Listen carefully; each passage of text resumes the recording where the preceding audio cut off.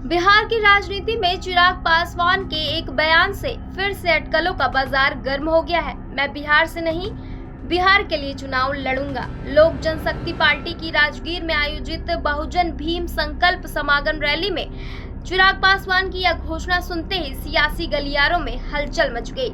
चिराग का यह बयान सिर्फ एक वाक्य भर नहीं बल्कि बिहार विधानसभा चुनाव 2025 की दिशा तय करने वाला मास्टर स्ट्रोक हो सकता है। ऐसे में सवाल ये है कि चिराग ने नीतीश कुमार की नींद उड़ा दी या फिर एनडीए की एकजुटता का नया चेहरा बन रहे हैं।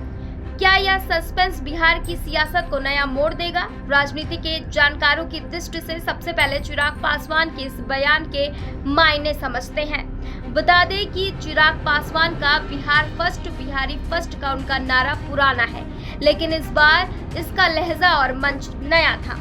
चिराग पासवान ने यह बात राजगीर में आयोजित लोक जनशक्ति पार्टी की बहुजन भीम संकल्प समागम रैली में कही, जहां उन्होंने 242 सीटों पर अपनी पार्टी के उम्मीदवार उतारने का ऐलान भी किया। यह बयान एक तरफ उनकी महत्वाकांक्षा को बताता है तो वहीं दूसरी तरफ एनडीए के भीतर सीट बंटवारे की सौदेबाजी का दबाव भी स्पष्ट करता है। दरअसल 2024 के लोकसभा चुनाव में एलजेपी ने 5 सीट पर जीत हासिल की थी और अपनी ताकत दिखाई थी, और अब चिराग बिहार की सियासत में बड़ा दांव पेच खेलने को तैयार हैं। उनका यह कहना है कि वह बिहार के लिए लड़ेंगे, न कि किसी खास सीट के लिए। राजनीति के जानकारों की नजर में यह संदेश देता है कि उनकी नजर मुख्यमंत्री की कुर्सी पर हो सकती है, भले ही वह इसे खुलकर ना कहें। चिराग पासवान का यह बयान सस्पेंस तो बढ़ाता ही है और साथ ही उन्हें स्पष्ट नहीं किया कि वह खुद विधानसभा चुनाव लड़ेंगे या नहीं। लेकिन उनके जीजा और जमुई सांसद अरुण भारती ने संकेत दिया कि चिराग पासवान सामान्य सीट से चुनाव लड़ सकते हैं। जानकारों की नजर में चिराग का यह कदम उनकी छवि को सिर्फ दलित नेता से ऊपर उठाकर एक व्यापक जननेता के रूप में स्थापित करने की रणनीति हो सकती है।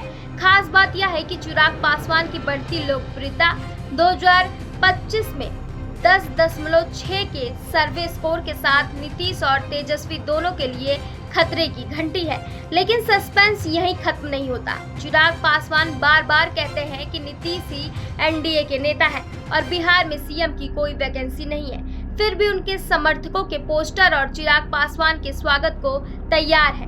बिहार जैसे नारे कुछ और ही कहानी बयां करते हैं।